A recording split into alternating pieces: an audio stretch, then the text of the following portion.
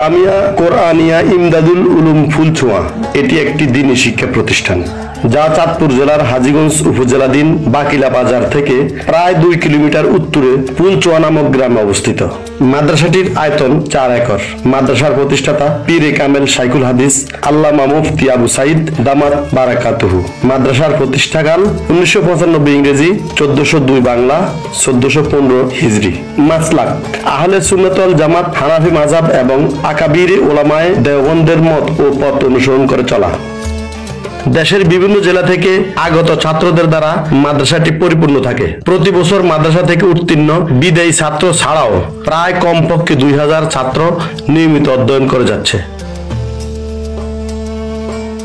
মাদ্রাসাটিতে শিক্ষক 59-এর অধিক, খাদেম ও মুলাজিমিন 2 জন।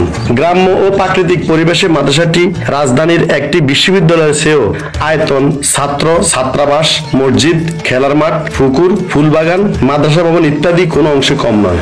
অপরদিকে মাদ্রাসা রয়েছে 11টি বিভাগ, যেখানে রয়েছে শিক্ষা ও চরিত্র গঠন বিভাগ, ফতুয়া বিভাগ, তাবলিগ বিভাগ, পুস্তক প্রণয়ন ও সংকলন বিভাগ, শিক্ষক প্রশিক্ষণ বিভাগ, গবেষণা বিভাগ, পাঠাগার বিভাগ, কিতাবাত বা সুলেখা বিভাগ, অর্থ বিভাগ, বাবরচিখানা ও কলা ও কারিগরি বিভাগ।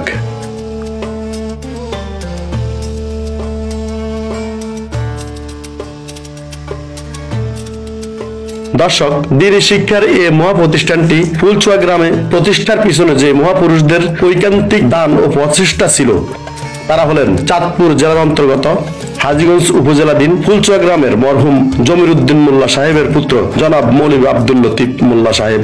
নিজ গ্রামে তার নিজ মালিকানাধীন 30% জমি একটি কওমি দ্বীনি মাদ্রাসার জন্য রেজিস্ট্রিকৃত দলিল দ্বারা দানপত্র মূলে ওয়াকফ করে দেন এবং উক্ত গ্রামের মুসলিম ব্যাপারী ও অন্যান্যদের দানকৃত ও মাদ্রাসার ক্রয়কৃত জায়গায় ইহা ধীরে ধীরে প্রসারিত হয়। মানবিক সহায়তায় অনেক এতিম ও গরিব ছাত্ররা এখানে সামান্য মূল্যে 3 বেলা খাবার খায় ও শিক্ষকদের নিকট হতে দ্বীনি ইলম অর্জন করেন, যা সারা দেশে দ্বীনি শিক্ষা দিতে ছড়িয়ে পড়ে। কোরআন ও সুন্নাহর আলো ছড়িয়ে দিক প্রতি ঘরে ঘরে।